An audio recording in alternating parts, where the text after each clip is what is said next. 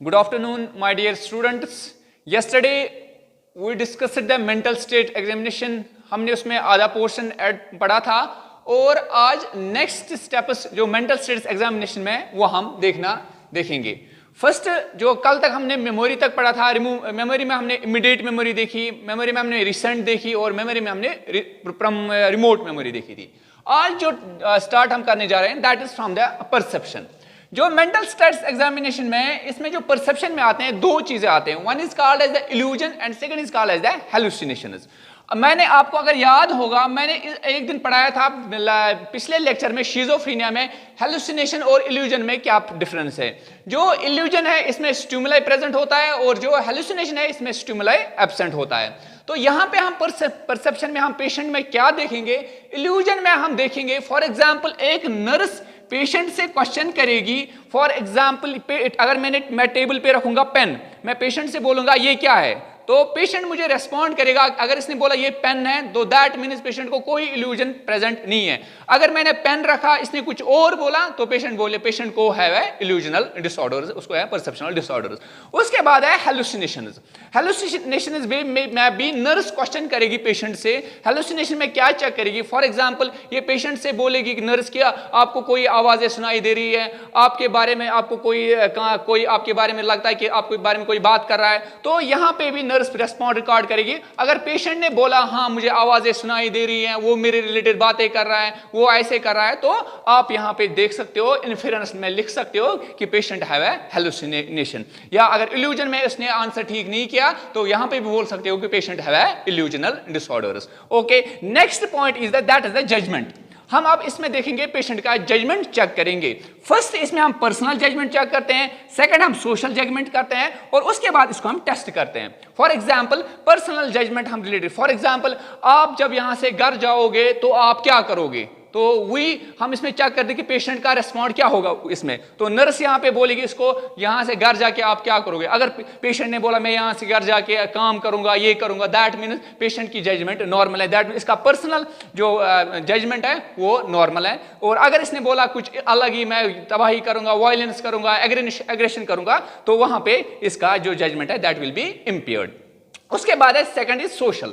Social judgement में भी nurse respond record करेगी. नर्स बोलेगी आप जब घर जाओगे आप अपने रिश्तेदारों के साथ या अपने हमसायों के साथ कैसे रहोगे. तो वहां पे अगर पेशेंट ने बोला मैं उनके साथ अच्छे से बात करूंगा, उनके साथ जाके मिलूंगा, काम करूंगा, तो दैट मीन्स उसका जो सोशल जजमेंट है इट इज वो ठीक है. अगर नहीं उसने कुछ और बोला मैं उनको ऐसे करूंगा, नुकसान पहुंचाऊंगा, दैट विल पेशेंट की जो जजमेंट है वो सोशल जजमेंट है वो इम्पेयर्ड है. उसके बाद इसको टेस्ट करेंगे, इसकी पेशेंट की जो जजमेंट में इसमें हम टेस्ट करेंगे. इसमें क्या है, इसमें हम पेशेंट को एक सिचुएशन देते हैं. सिचुएशन क्या देते हैं, पेशेंट को हम बोलते हैं अगर रोड पे एक्सीडेंट होगा तो आप क्या करोगे.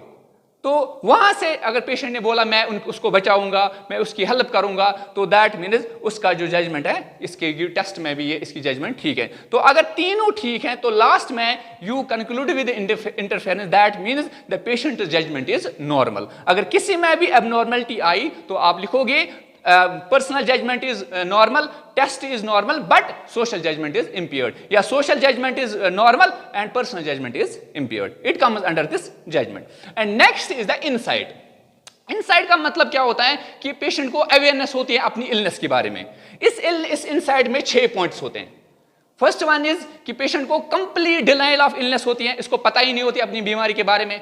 सेकंड पॉइंट इज कि पेशेंट को awareness of being ill with external factors, awareness of being ill with unknown factors, या उसके बाद इसकी इंटेलेक्चुअल इनसाइट है या इसको ट्रू इमोशनल इनसाइट है. तो इसमें हम इनसाइट में देखते हैं कि फॉर एग्जांपल पेशेंट को नर्स इसको बोलेगी कि आपको पता है कि आप यहाँ क्यों आए हो, तो नर्स ये पेशेंट बोलेगा हाँ मैं बीमार हूं, या अगर इसने बोला मुझे पता नहीं मुझे घर वालों ने यहाँ पे लाया है जबरदस्ती, मैं ठीक हूं, दैट मीन्स उसकी इनसाइट है वो इम्पेयर्ड है. अगर उसने बोला हाँ मैं बीमार हूं, मैं ठीक होना चाहता हूं, तो तब पेशेंट उसमें हम लिखेंगे insight is intact, insight is normal. उसके बाद है अटेंशन एंड कंसंट्रेशन चेक करते हैं इस मेंटल स्टेटस एग्जामिनेशन में.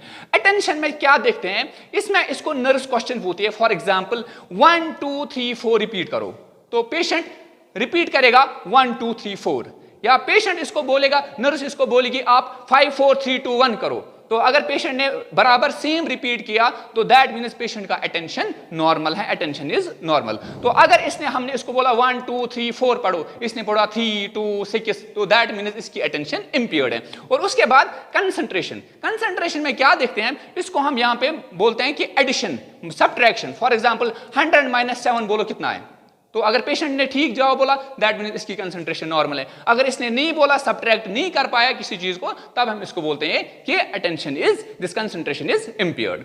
उसके बाद लास्ट में जनरल इंफॉर्मेशन है। जनरल इंफॉर्मेशन में हम क्या देखते हैं पेशेंट को, इसको हम बोलते हैं, नॉर्मली हम क्वेश्चन पूछते हैं खाना खाया, नींद आती है अच्छे से, सुबह कितने बजे उठते हो, तो ये इसमें जनरल इंफॉर्मेशन में हम चेक करते हैं, नर्स पेशेंट से पूछते हैं। अगर पेशेंट ने नॉर्मली जवाब दिया हाँ मैं सुबह अच्छे से उठता हूँ, नींद भी अच्छे से करता हूँ, खाना भी अच्छे से खाता हूँ, तो दैट मीन्स इसकी जनरल इंफॉर्मेशन भी ठीक है। उसके बाद है इस पेशेंट की इंटेलिजेंस हम चेक करते हैं। पेशेंट इंटेलिजेंस में चेक में हम क्या देखते हैं, इसमें हम उसको पूछते हैं प्रोवर्ब्स। पेशेंट से हम मुहावरे बोलते हैं, नर्स बोलते हैं मुहावरा बोलेगी, फॉर एग्जांपल ऐसी करनी वैसी भरनी, जैसे मुहावरे हैं। तो अगर पेशेंट ने बोला कि ठीक जवाब इसका माने ये है, दैट मीन्स पेशेंट की इंटेलिजेंस नॉर्मल है। अगर इसने प्रोवर्ब्स का जवाब अच्छे से नहीं दिया, मुहावरे का जवाब अच्छे से नहीं दिया, दैट मीन्स इसकी इंटेलिजेंस इंपियर्ड है। और दूसरे इसमें क्या बोलते हैं इंटेलिजेंस में, similarity between same objects. For example juice और पानी में क्या फर्क है, अगर पेशेंट ने बोला जूस में मजा है, उसमें मजा है और पानी में मजा नहीं है, तो दैट मीन्स कि पेशेंट की इंटेलिजेंस इंपियर्ड है। या हम बोलेंगे इसको फॉर एग्जांपल पेन और पेंसिल में क्या डिफरेंस है, तो अगर पेशेंट ने बोला दैट मीन्स इसकी इंटेलिजेंस ठीक है। उसके बाद लास्ट जो हम चेक करते हैं इसमें, that is the psychomotoric assessment. Psychomotoric assessment में हम 4 चीजें चेक करते हैं। One is called stressors, third one is, second is called coping skills, relationship and socio cultural. Stressors में क्या करेंगे, फॉर एग्जांपल नर्स बोलेगी पेशेंट से आपको क्या टेंशन है, तो अगर पेशेंट ने नॉर्मली बोला हाँ मुझे घर में प्रॉब्लम है ऐसी है, तो इसमें ऐसा रेस्पॉन्स चेक करते हैं। फिर कोपिंग स्किल्स में अगर आपको कोई प्रॉब्लम आएगी आप कैसे हैंडल करोगे, तो इस कोपिंग स्किल्स में भी चेक करते हैं। तो रिलेशनशिप में आपको घर वालों के साथ कैसी रिलेशनशिप है, आपको हमसायों के साथ कैसी रिलेशनशिप है, वो हम रिलेशनशिप में चेक करते हैं। और उसके बाद सोशो कल्चर, आप जो हम आपके सोशल लाइफ है, आपकी सोसाइटी में आपकी इंटरेक्शन कैसे करते हो, उनके साथ कैसे रहते हो, तो वो हम सोशो कल्चरल में चेक करते हैं। दैट मीन्स जो इंक्लूड होते हैं साइकोमेट्रिक असेसमेंट में। तो ये सारी चीजें अगर पेशेंट में प्रेजेंट है, तो that we can say the patient is psychometric assessment is normal.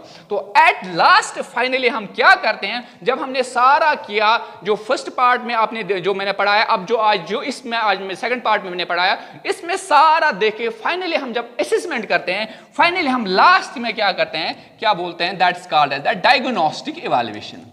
Diagnostic evaluation में क्या लिखते हैं, फॉर एग्जांपल मैं आपको सिंपल एग्जांपल दूंगा। फॉर एग्जांपल जब आपने परसेप्शन चेक किया होगा पेशेंट को, आपको लगा होगा वहां पे उसने बोला मुझे आवाजें सुनाई दे रही हैं, that means patient have auditory hallucination. जो उसने बोला होगा, अगर उसने उस टाइम बोला होगा कि मुझे कीड़े चल रहे हैं इसमें, दैट उस टाइम आपने टैक्टाइल हेलुसिनेशन बोला, तो आप फिर लास्ट डायग्नोस्टिक इवैल्यूएशन में लिखोगे कि पेशेंट, जो भी पेशेंट का नाम होगा फाइल पे, mister dash have a schizophrenia, Mr. Dash have a mania, Mr. Dash have a depressive episodes, या Mr. Dash have a other psychotic disorders, वो आप लास्ट में इस डायग्नोस्टिक इवैल्यूएशन में चेक करते हो। This was all about from this mental status examination. I hope you understand. अगर किसी को कोई भी क्वेरी है तो वो नीचे आप कमेंट बॉक्स में आप डाल सकते हो, I will respond. Thank you so much.